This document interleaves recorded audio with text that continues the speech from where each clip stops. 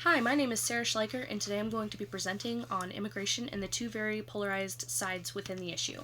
According to La Secretaria del Trabajo y Provisión Social, or the Secretary of Social and Labor and Social Welfare, and by means of using the Google currency translation document, which translates different currencies, I found out that in 2013 the Mexican minimum wage was between $3.71 and $3.91 per day. Immigration is a very real issue that is happening right now, and according to the Pew Research Center, they research social issues. In 2014, 3.5% of the United States population consisted of illegal immigrants. Immigration from Mexico is actually declining in recent years. They are about 5.1% of our workforce, and in 2014, 7% of K through 12 students accounted for having at least one parent who was undocumented. Okay, so my two sides are, one is kind of a more Latino voice on the issues that lead up to people risking immigration, and the other side is more of an American kind of political side, more of a right-wing kind of side. So, what I'm hoping to achieve today is not to change anybody's political stance. That's not what I'm here to do. What I'm hoping to do is help people make ethical decisions and think more critically on the reasons leading up to immigration, and perhaps if there is something we can do to help, or just really think critically and use information that's ethical. So, on my first side, I have the Latin American voices. My first source is from the Latino Voices page on Huffington Post. They say that historically the United States has involved itself into Latin American countries and kind of caused some problems that make people want to immigrate. Historically, the United States has gotten itself involved with many countries, but this was a list of 19 Latin American countries, but I'm only going to focus on the three Mexican points of view. So the very first one is from 1846 to 1848 was the war where we signed the Treaty of Guadalupe Hidalgo, where basically we had a big chunk of Mexico that extended into the United States, but we went ahead and took that. The second one is the United States non-regulation of not drugs, guns that are being smuggled into Mexico, and the United States government is not really regulating that, and the Mexican government, when they take these weapons from the cartels, they see that they are U.S. origin. The third one is by signing the North American Free Trade Agreement. That really cut a lot of jobs for low-wage workers and agriculturalists, and so they introduced cheaper things onto the market, which kind of took a hit onto the economy. So basically, this author is using historical context to make a connection. But people who don't agree with this point of view might find it a personal attack on the United States to blame it on them, and they might find it a faulty cause. So they might say, well, there might be other factors that you're not analyzing that perhaps could have led up to this, and you haven't considered that. And of course, this author is using their logos or logic to kind of make this connection.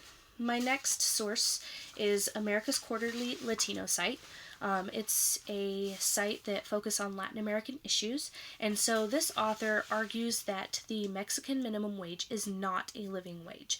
On average, the United States in 2013 made about 13 times more than Mexicans.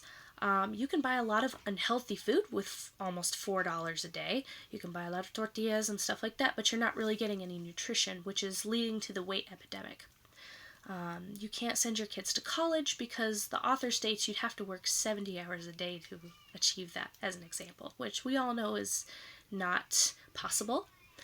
Drug dealers earn approximately 608 USD equivalent dollars a month, which makes that look more appealing. And the author states that crossing the border seems more appealing when all these factors are in play. So this author uses a comparison of salaries as data in order to kind of show that one really can't live on such a low wage. He's using the evidence very ethically. There are no fallacies. It's simply a comparison to show a point. And the tone kind of invokes pathos and ethos to appeal to humanitarianism. And here I have this from my Spanish class. It's actually when the minimum wage was a little lower. It's a chart that was sent out by the Mexican government called What Can I Buy with 47.16 pesos by Liliana Ruelas. And so you can take a look at this, and honestly it's in Spanish, so it tells what percentage of your 47.16 pesos should be spent on tobacco, drinks, food, clothing, accessories, living expenses, health and personal care, transportation, education, other services, and it totals 100% of your paycheck. And we discussed in class, my instructor, Stephanie Marquez, basically said you can't live on that kind of wage. My other side of the argument is against immigration. So the Washington Post article that I analyzed said that under Obama's first term, 2/3 of the new jobs introduced were given to illegal and legal immigrants. About 2 million jobs, about in the illegal immigrant side, they went up 2 million workers, and on the American-born side, they only went up 1 million jobs. Americans have welfare, which is a resource for them, whereas immigrants will take, this is their argument, that immigrants will take the jobs and that people will go on welfare. And then they said that because immigrants are already uprooted from their homes, that they are more willing to travel for jobs that Americans are not, unless there's a raise. So there are statistics here from the Labor Bureau and Immigration Department to prove the point, but perhaps there's a hasty generalization on generalizing Mexicans taking the jobs, because honestly, in my opinion, if you're worried about somebody from another country taking a job, that's just kind of silly to me. And the tone is very political and one-sided. They're ruling out other possibilities.